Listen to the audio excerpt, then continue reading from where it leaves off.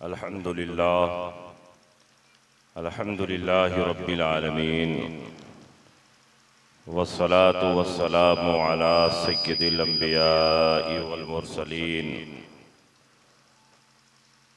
व अला आलिहि तय्यबीन अत्ताहिरीन व अस्हाबिहिल हादीनल महदीयीन अम्मा बाद फ़अऊज़ु बिल्लाहि मिनश शैतानिर रजीम बिस्मिल्लाहिर रहमानिर रहीम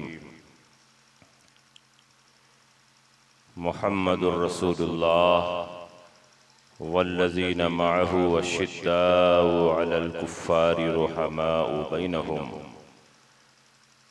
आमन्तु बिल्लाहि सदक़ल्लाहु मौलानल अज़ीम व सदक़ रसूलुहुन नबियुल अमीनुल मकीनुल करीम व नहनु अला ज़ालिका लमिनश शाहिदीन व शाकिरीन वल्हम्दुलिल्लाहि रब्बिल आलमीन। कुछ कहने और सुनने से पेशतर आइए हम और आप मिलजुल कर इंतहाई खुलूस व मोहब्बत और एहतराम व अक़ीदत के साथ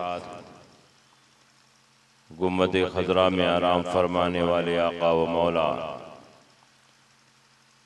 मदनी ताजदार दोनों आलम के मालिक व मुख्तार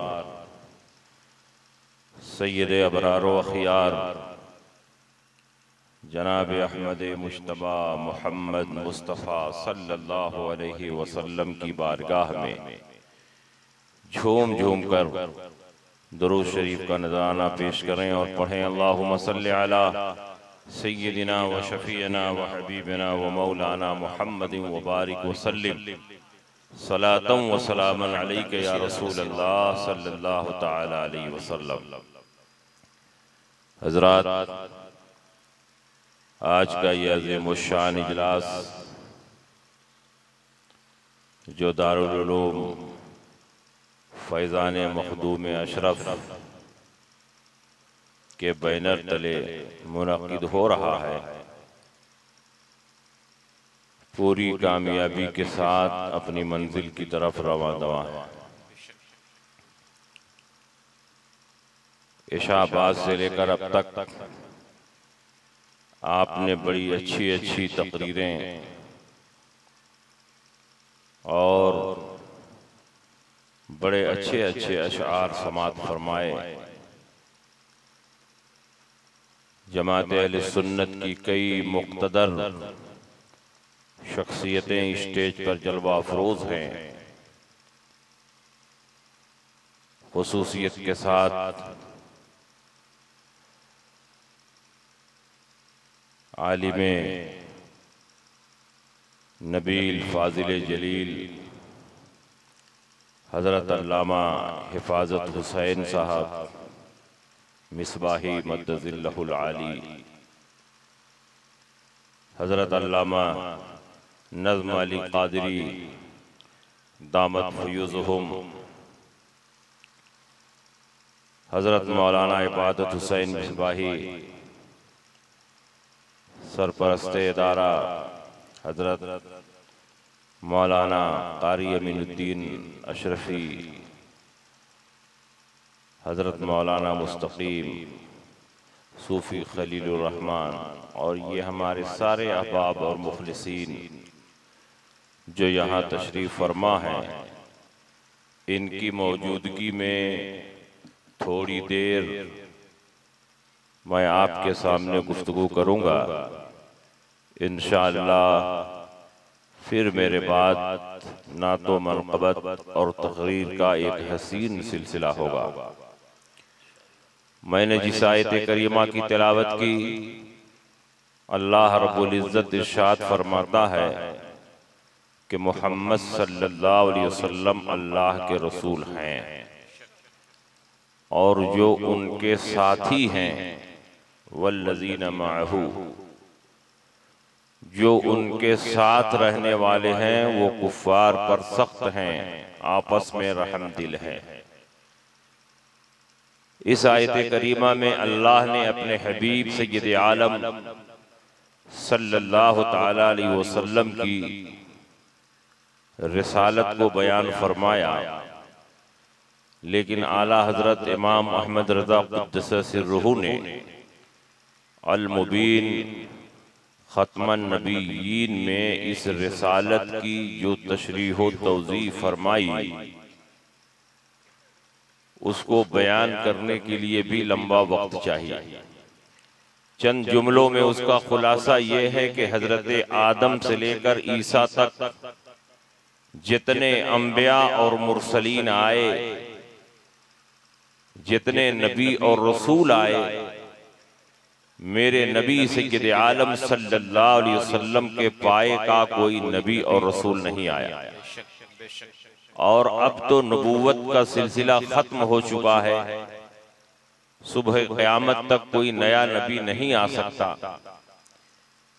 आला हजरत इमाम अहमद रजा ने इसी आयत की तशरीह व तौज़ीह में ऐसे ऐसे निकात, ऐसी ऐसी बारीकियां और ऐसे ऐसे वाक़यात रकम फरमाए कि उसको पढ़ने के बाद आदमी का ईमान ताज़ा हो जाता है।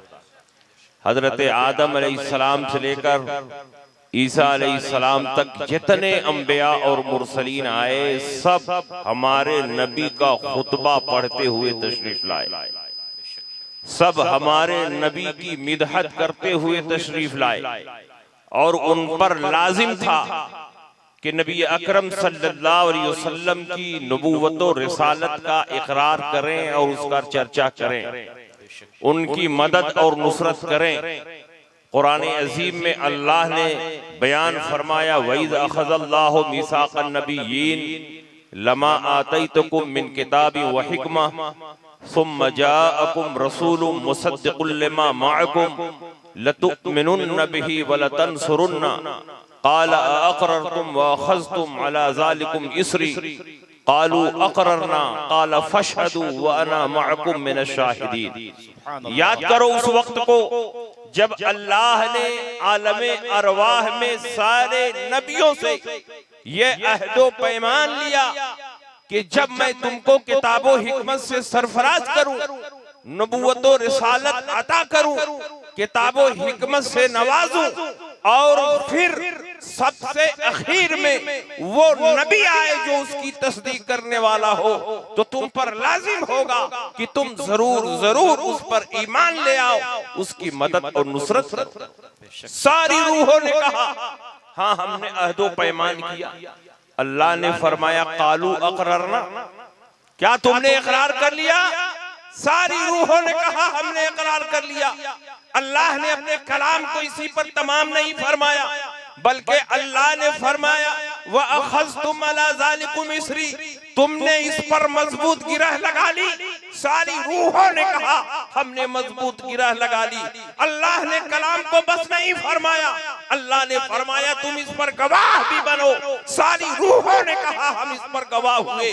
अल्लाह ने कलाम को तमाम नहीं फरमाया, बल्कि अल्लाह फरमाता है तुम भी गवाह बनो, वाना माकुम मिनश शाहिदीन, मैं भी तुम्हारे साथ गवाह हूं। सुभान अल्लाह, नारे तकबीर। आप जरा अंदाजा लगाएं कि अल्लाह ने जब अपनी रुबूबियत का ऐलान फरमाया, अपनी रुबूबियत का इकरार करवाया, तो सादे जुमलों में अलस्तु बिरब्बिकुम, लेकिन जब अपने हबीब की नबूवत और रिसालत का इकरार करवाया, कितने ताकीदी जुमलों के साथ इकरार करवाया। ये ताकीदी जुमले इस बात की तरफ इशारा कर रहे हैं कि सबसे आखिर में आने वाला नबी और रसूल कोई मामूली नबी और रसूल नहीं है। ये वो नबी और रसूल है जिसके सदक़े में सारे नबियों को नबूवत और रिसालत मिली। हजरत आदम से लेकर ईसा तक जितने अंबिया और मुरसलीन आए, सबकी नबूवत और रिसालत मेरे सरकार की नबूवत और रिसालत का फैजान है। लेकिन मेरे सरकार की नबूवत और रिसालत किसी का फैजान नहीं, अल्लाह का खुसूसी इनाम। सुभान अल्लाह, सुभान अल्लाह। हर नबी अपनी कौम का नबी था, लेकिन मेरे नबी का उम्मती, लेकिन मेरे नबी हर कौम के नबी थे, हर अहद के नबी थे, हर असर के नबी थे, नबियों के नबी थे, रसूलों के रसूल। इसीलिए मेराज की रात जब सारे नबी हुजूर अकरम सल्लल्लाहु अलैहि वसल्लम के इंतजार में सफ़े लगाए खड़े थे, इमाम का इंतजार हो रहा था। जब हुजूर अकरम सल्लल्लाहु अलैहि वसल्लम की सवारी पहुंची, इब्राहिम अलैहिस्सलाम ने आगे बढ़कर आपकी अगुवाई, आपका इस्तकबाल किया, फरमाया आगे बढ़े।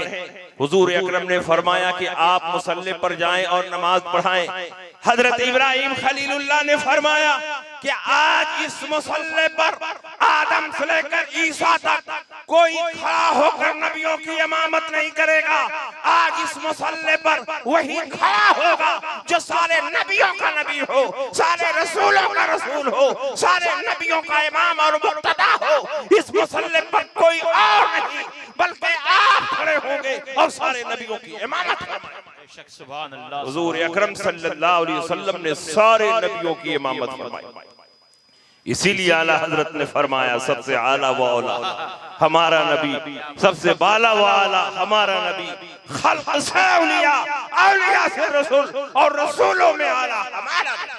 बेशक सुभान अल्लाह सुभान अल्लाह। और जब नबी इतने मुमताज हैं, नबी इतने अफजल हैं, तो जो चीजें नबी से मंसूब होंगी वो भी अफजल होंगी। इसीलिए अल्लाह ने जिन इंसानों को आपके सहाबा की हैसियत से मुंतखब फरमाया, वो अंबिया और मुरसलीन के बाद इस कायनात में सबसे अफजल थे। अल्लाह ने जिन औरतों को आपकी ज़ौजियत के लिए मुंतखब फरमाया, वो कायनात में अफजल तरीन औरतें थीं। अल्लाह ने जिस जमाने को आपके लिए मुंतखब फरमाया, वो खैरुल कुरून कहलाया। अल्लाह ने जो किताब आप पर नाजिल फरमाई, तमाम आसमानी किताबों में वो सबसे अफजल हुई। आप जिस सरजमीन पर पैदा हुए वो सबसे मुकद्दस जमीन है, और जहाँ आराम फरमा है आपके जसदे पाक से जमीन का जो हिस्सा लगा हुआ है वो अर्श आज़म से अफजल है। बेशक सुभान अल्लाह सुभान अल्लाह। इतनी सारी खुसूसियतें आपको हासिल हुई। और इस हैसियत से भी देखें कि हर नबी और रसूल पर इब्तिला और आजमाइश का दौर आया, झूठे इल्जामात भी लगे। हजरत यूसुफ अलैहिस्सलाम पर ज़नाकारी की तोहमत लगी। अल्लाह ने एक दूध पीते बच्चे को कुव्वते गोयाई अता फरमाई, और उस बच्चे ने आपकी तहारत का ऐलान किया। व इन कुद्द मिन दुबुरिन फकज़बत। और जब हजरत मरियम पर तोहमत लगी तो आपके बेटे को अल्लाह ने कुव्वते गोयाई अता फरमाई। आप चंद दिन के थे और आपको अल्लाह ने बोलने की ताकत अता फरमाई। क़ाल इन्नी अब्दुल्लाह आतानियल किताब वजअलनी नबिय्यन वजअलनी मुबारकन ऐनमा कुन्तु वऔसानी बिस्सलाति वज़्ज़काति मा दुमतु हय्या। लेकिन गौर करो, जब मेरे नबी की सबसे चहीती बीवी हजरत आयशा सिद्दीका पर मुनाफिकीन ने खाक उड़ाने की कोशिश की, तो अल्लाह ने दूध पीने वाले बच्चों की जबान से उनकी तहारत का ऐलान नहीं करवाया। अल्लाह ने दरख्तों के पत्तों से उनकी तहारत का ऐलान नहीं करवाया। जमीन के कंकरों और पत्थरों से उनकी पाकीज़गी का ऐलान नहीं किया, इसलिए कि मामला किसी और का नहीं, मेरे नबी की सबसे चहीती बीवी का मामला है।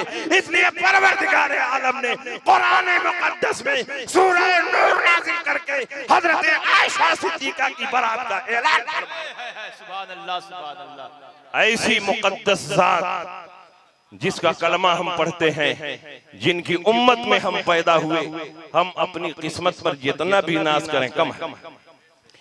और जब सहाबा इस कायनात में सबसे अफजल हैं, तो अब ये भी देखना चाहिए कि इन सहाबा में सबसे अफजल कौन है।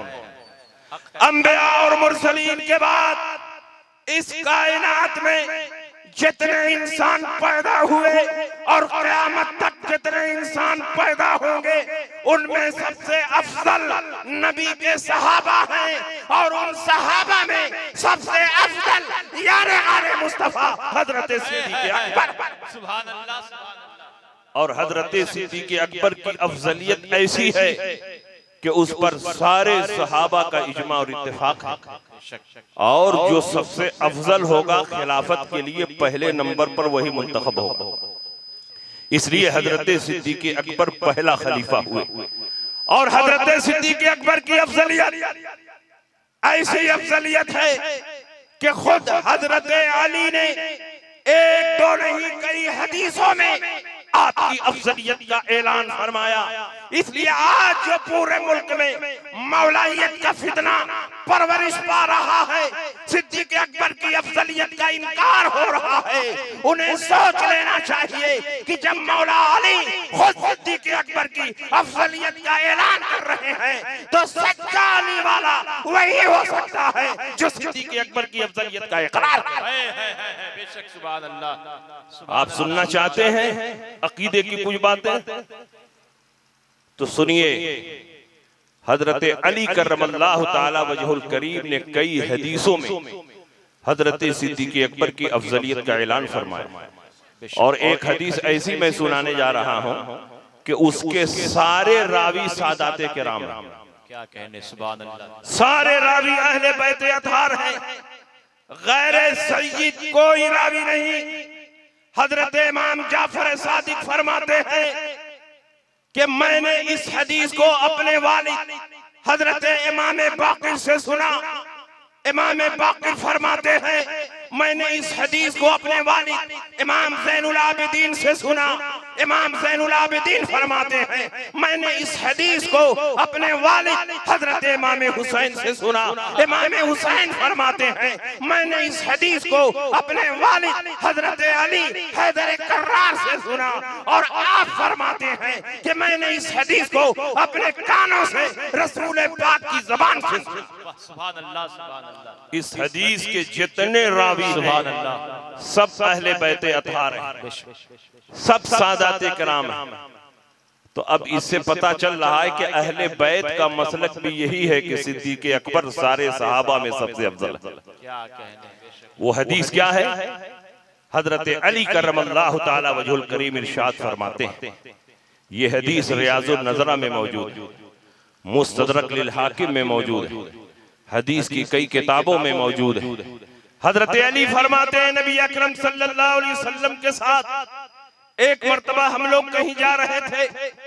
दाईं तरफ सिद्दीक़ अकबर है, बाईं तरफ उमर फारूक है, दाईं तरफ हजरत उस्मान गनी है, बाईं तरफ मैं हूँ, हजरत तलहा है, हजरत जुबैर है, हजरत साद है, हजरत सईद है। और उन्हीं सहाबा में हजरत अबू दरदा रज़ी अल्लाह ताला अन्हु भी।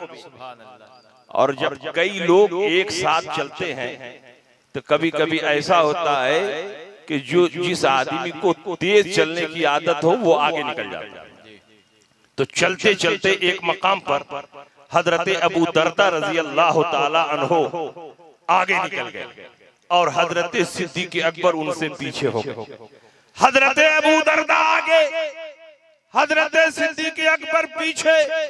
किसी और ने नोट नहीं किया, लेकिन नबी अकरम सल्लल्लाहु अलैहि वसल्लम ने इस मंजर को देखा तो तड़प कर इरशाद फरमाया, या अबा दरदा अंत तमशी क़ुद्दाम रजुलिन लम ततलुइ शम्सु बाद नबिय्यिन अला रजुलिन अफ़ज़ल मिनहु। ऐ अबू दरदा, तुम ऐसे आदमी के आगे आगे चल रहे हो कि आज तक सूरज ये किसी ऐसे आदमी पर अंबिया और मुरसलीन के बाद तुलू नहीं हुआ है जो उससे अफजल हो। वो कौन आदमी है? वो कोई और नहीं, हजरत सिद्दीक़ अकबर। सुभान अल्लाह, सुभान अल्लाह। बात समझ में आ रही है कि नहीं समझ में आ रही? कि आप लोगों को किस्सा कहानी सुनाएं, हदीस नहीं समझ में आती है? हदीस समझ में आ रही है? बड़ी परेशानी हमारे लिए यही है कि हम किस्सा कहानी सुनाते नहीं। जो हदीसों में है, जो किताबों में है, जिससे हमारे दीन और अकीदे को मजबूती मिलती है, वही बातें हम पेश करेंगे, चाहे आपको अच्छी लगे या अच्छी न लगे।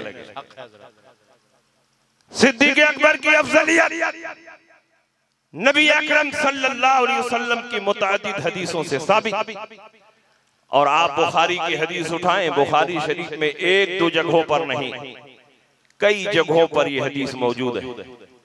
नबी अकरम सल्लल्लाहु अलैहि वसल्लम जब मरजुल मौत में दाखिल हुए, यानी वो बीमारी जिसमें हुजूर का विसाल हुआ, तो हुजूर अलैहिस्सलाम कितने दिनों तक बीमार रहे? 13 दिनों तक। हुजूर अलैहिस्सलाम मुसलसल 13 दिनों तक बीमार रहे। 5 दिन दीगर अज़वाजे पाक के पास रहे और आखिर में 8 दिन सोमवार से लेकर सोमवार तक हजरत आयशा सिद्दीका के हुजरे में रहे। जिन अज़वाजे पाक के पास हुजूर अलैहिस्सलाम 5 दिन रहे, रोजाना हजरत आयशा सिद्दीका की चाहत में फरमाते कि कल मैं कहां रहूंगा, कल मैं कहां रहूंगा। अज़वाजे पाक ने समझ लिया कि रसूल पाक सय्यद आलम सल्लल्लाहु अलैहि वसल्लम हजरत आयशा के हुजरे में जाना चाहते। तमाम अज़वाजे पाक ने कहा, या रसूल अल्लाह, आप बारी का ख्याल न फरमाएं, आप जिस ज़ौजा मोहतरमा के हुजरे में जाना चाहें तशरीफ ले जाएं, हम सब की तरफ से इजाजत है। रसूल पाक सय्यद आलम सल्लल्लाहु अलैहि वसल्लम हजरत आयशा के हुजरे में तशरीफ ले गए और किस शान से तशरीफ ले गए। आप तो बीमार थे, एक तरफ हजरत अब्बास ने सहारा दिया, एक तरफ हजरत अली ने सहारा दिया। उन दोनों के कांधों पर सहारा बनाते हुए रसूल पाक सय्यद आलम सल्लल्लाहु अलैहि वसल्लम हुजरे आयशा के लिए निकले और आपके दोनों पांव जमीन पर खिसक रहे थे और अंगूठों से खत बन रहा था, निशान बन रहा था। इस शान से रसूल पाक सय्यद आलम सल्लल्लाहु अलैहि वसल्लम हुजरे आयशा में तशरीफ ले गए। ज़ोफ़ो नक़ाहत बढ़ती रही, मगर अल्लाह के नबी मुसल्ले इमामत पर पहुंचकर सहाबा की नमाज पढ़ाते रहे। लेकिन इंतकाल से 3 दिन पहले यानी जुमरात को इशा की अजान हो चुकी है, जमात का वक्त हो चुका है, सहाबा नबी का इंतजार कर रहे हैं। हुजूर अकरम सल्लल्लाहु अलैहि वसल्लम की हालत बिगड़ने लगी, ज़ौफ़ो नक़ाहत तारी हुई, आप पर बार बार बेहोशी आने लगी। आप जब होश में आए, आपने इरशाद फरमाया, मुझे 7 मशक पानी से गुस्ल दिया जाए, जिसकी बंदिश न खोली गई हो। आपको गुस्ल दिया गया, बेहोशी का असर खत्म हुआ। अल्लाह के नबी उठने की कोशिश कर रहे हैं, लेकिन ज़ोफ़ो नक़ाहत के सबब न उठ सके, जमीन पर लेट गए। आपने फरमाया, मुझ पर पानी बहाया जाए। पानी बहाया गया, बेहोशी का असर ज़ाइल हुआ। आपने सहाबा को वसीयतें और नसीहतें फरमाई, फिर उठने की कोशिश की, न उठ सके। उधर जमात में देरी हो रही थी। अल्लाह के नबी सय्यद आलम सल्लल्लाहु अलैहि वसल्लम ने देखा कि मैं मुसल्ले इमामत तक न पहुंच पाऊंगा। आपने इरशाद फरमाया, मुरी अबा बकरिन फलयुसल्लि बिन्नास, अबू बकर को हुक्म दो कि वो लोगों की नमाज पढ़े। नारे तकबीर, नारे रिसालत। सुभान अल्लाह, सुभान अल्लाह। हजरत आयशा सिद्दीका ने कहा, या रसूल अल्लाह, इन्न अबा बकरिन रजुलुन रक़ीकुन इज़ा क़ामा मक़ामका ला यस्ततीउ अन युसल्लिया बिन्नास। अबू बकर नरम दिल है, रक़ीकुल क़ल्ब है, आपकी जगह पर खड़े होंगे तो सहाबा की नमाज नहीं पढ़ा पाएंगे, आप किसी और को भेज दें। रसूल पाक ने ये नहीं कहा ठीक है भेज देता हूं। रसूल पाक ने फरमाया, मुरी अबा बकर फलयुसल्लि बिन्नास, अबू बकर को हुक्म दो लोगों की नमाज पढ़ाएं।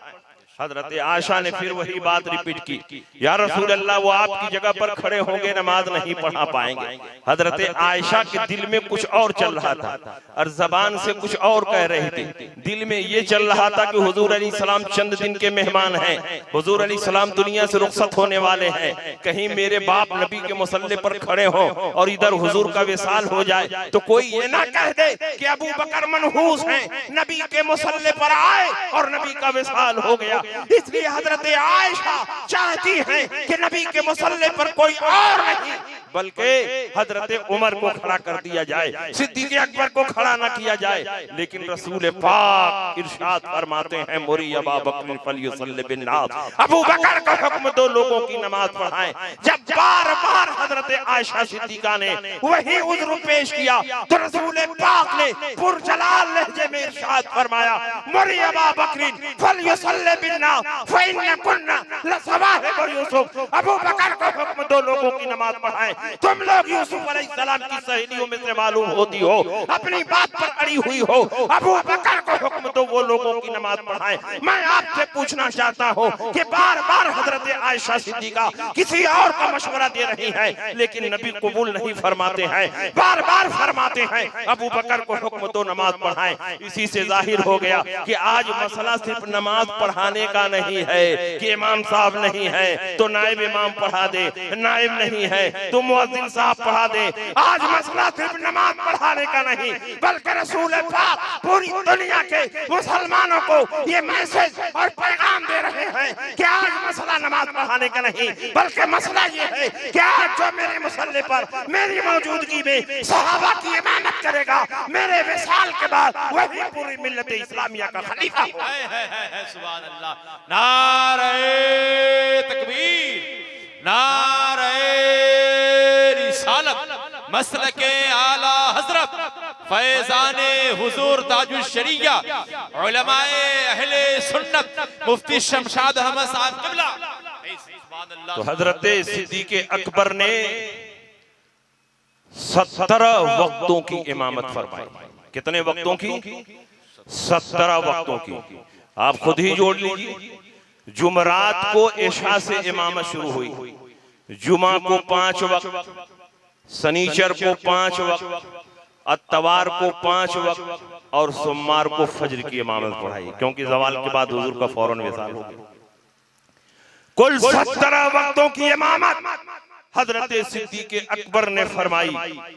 नबी अकरम सल्लल्लाहु अलैहि वसल्लम का सिद्दीक़ अकबर को आगे बढ़ाना, जबकि अली फरमाते मैं वहीं पर मौजूद था, मैं बीमार नहीं था, सेहतमंद था, मैं गायब नहीं था, हाजिर था।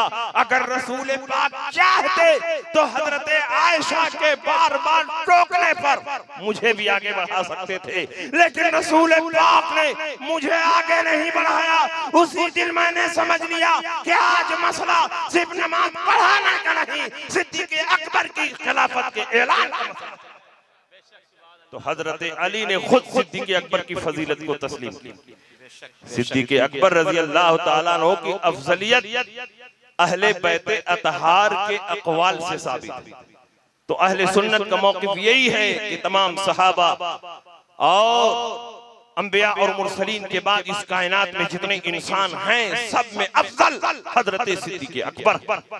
और याद रखिए हजरत अली करमल्लाहु ताला वजहुल करीम ने बार बार हजरत सिद्दीक़ अकबर की अफजलियत का ऐलान फरमाया।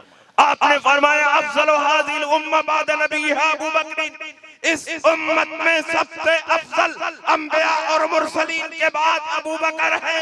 आपने इरशाद फरमाया खैरुन नास अबू बकर इल्ला अन यकून नबिय्यन, लोगों में सबसे अफजल हजरत सिद्दीक़ अकबर है। फर्क ये है कि वो नबी नहीं।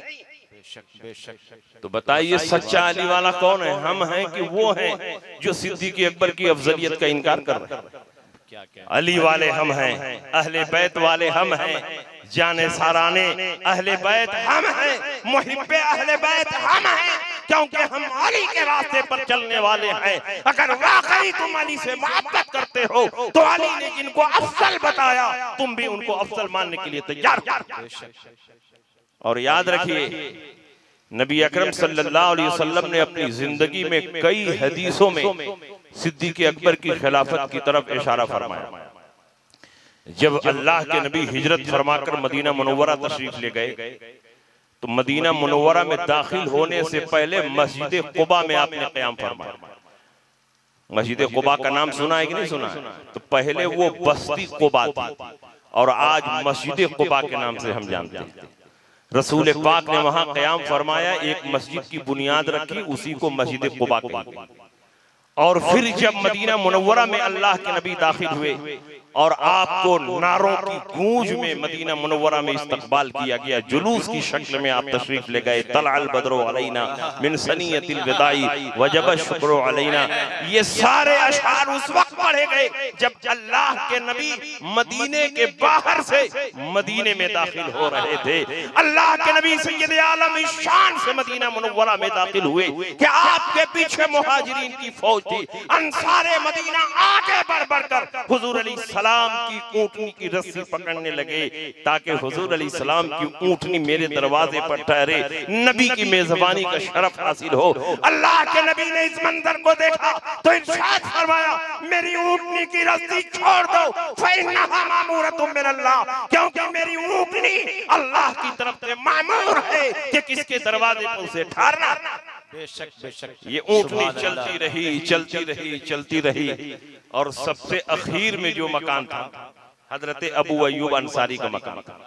उन्हीं के मकान पर ये ऊँटनी ठहर गई। हुजूर ने फरमाया, अल्लाह की तरफ से इशारा है कि मैं इसी मकान में क़याम करूं। आपका सामान उतारा गया। हजरत अबू अय्यूब अंसारी का मकान डबल मंजिला था। अबू अय्यूब अंसारी ने फरमाया, या रसूल अल्लाह, आप ऊपर रहे मैं नीचे रहूं। रसूल पाक ने फरमाया, नहीं, मैं नीचे रहूंगा तुम ऊपर रहोगे। अबू अय्यूब अंसारी ने कहा, या रसूल अल्लाह, ये मेरे इश्क को गवारा ही नहीं कि मेरा महबूब नीचे रहे और मैं ऊपर रहूं।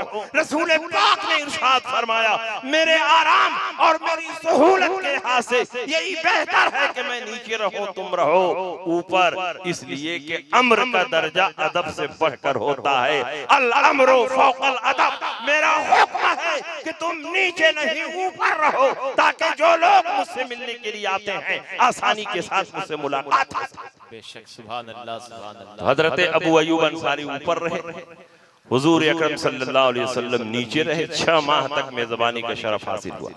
जब चंद दिन क़याम हो गए, रसूल पाक ने देखा कि अबू अय्यूब के मकान के सामने एक लंबी चौड़ी फील्ड है, एक शानदार जमीन है और उसमें खजूर के कुछ पेड़ हैं, मुशरिकीन की कुछ कब्रें। रसूल पाक ने पूछा, ये किसकी जमीन है? सहाबा ने कहा, ये 2 यतीम बच्चों की है। रसूल पाक ने फरमाया, उनको बुलाया जाए।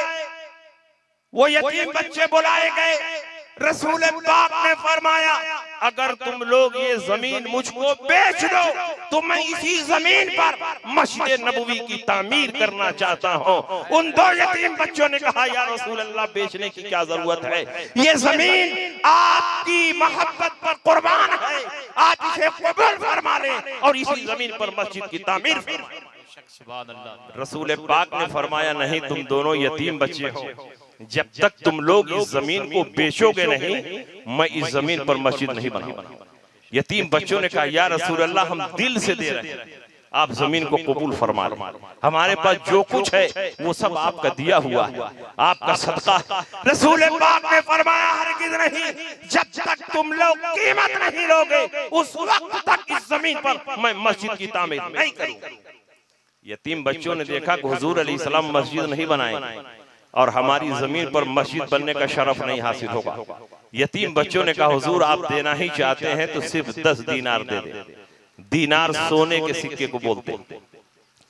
जब 10 दीनार जमीन की कीमत तय हो गई तो रसूल पाक ने हजरत अबू बकर से कहा, ऐ अबू बकर, आगे बढ़ो और अपनी जेबे खास से इस जमीन की कीमत 10 दीनार अदा करो। हजरत अबू बकर आगे बढ़े और अपनी जेब से 10 दीनार निकाला और उन यतीम बच्चों को अता फरमाया। वो जमीन जिस पर आज मस्जिद नबवी खड़ी है, उस जमीन को खरीदने वाला कोई और नहीं बल्कि यारे आले मुस्तफा हजरत सिद्दीक अकबर। सुभान अल्लाह सुभान अल्लाह। और जब जमीन की खरीदारी हो गई और संग बुनियाद का जलसा रखा गया, तमाम मुहाजिरीनों अंसार जमा हुए, बुनियाद खोदी गई तो बुनियाद का पहला पत्थर रसूल पाक ने अपने हाथ से रखा। सिद्दीक अकबर से फरमाया, है अबू बकर, एक पत्थर तुम भी लेकर आओ और मेरे पत्थर के बगल में एक पत्थर तुम रख दो। सिद्दीक अकबर ने पत्थर रख दिया।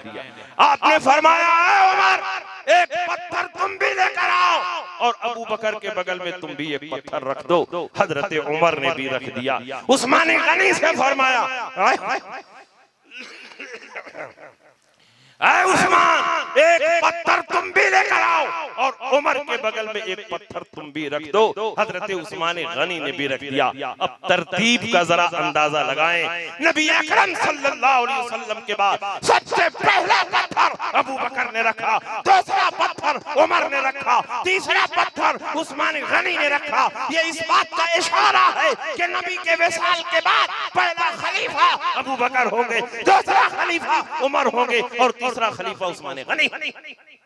बेशक तो पहला खलीफा कौन होगा? सिद्दीक अकबर, दूसरा खलीफा उमर, तीसरा खलीफा हजरत उस्मान गनी।